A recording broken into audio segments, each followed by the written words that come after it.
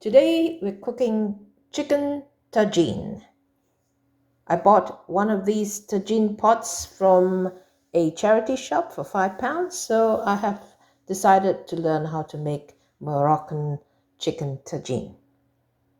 To start, I took some lemon juice, some lemon zest, garlic, onions, and the Moroccan spices, which is called Ras El Hanout.